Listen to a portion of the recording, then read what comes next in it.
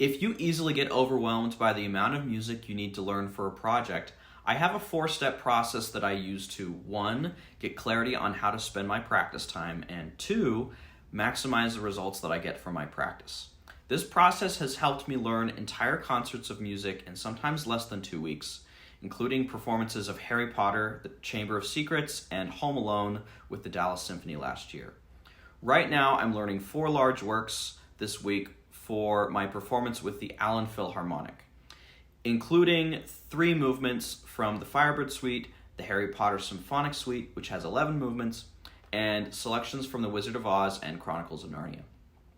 I received the music on Sunday, and I will have had 5 days to learn all of it before our first rehearsal on Thursday.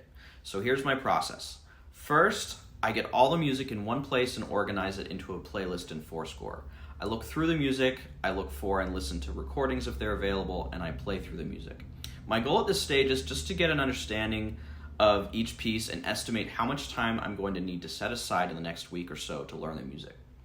Occasionally, I'll spend time working out the most difficult parts, but usually I'm just looking to get an overall feel for the concert as a whole.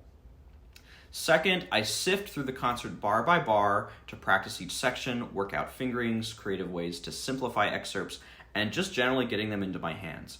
Usually this is at a practice tempo significantly lower than the performance tempo. The most important part of this second step, however, is documenting each section that needs work to get to performance level.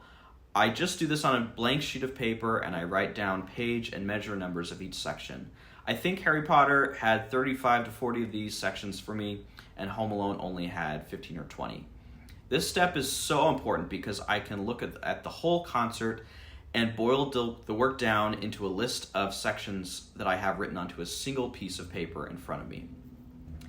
Third, I tackle 2 to 3 sections at a time using spaced repetition to check how solid each section is. Spaced repetition is one of my favorite practice techniques because it simulates what happens when you go away from practicing a piece for a day or 2 and then come back only on a smaller scale.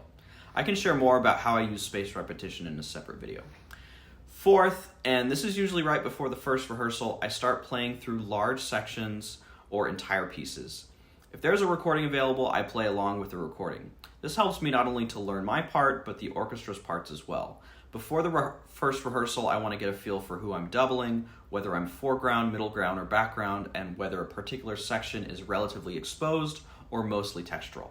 Once I get to the first rehearsal, the only thing I want to be focused on is following the conductor and fitting in with the other musicians. This 4-step process has drastically helped me feel less overwhelmed when I'm on a time bind, more focused in my practice, and more prepared for that first rehearsal. Try it out and let me know what you think.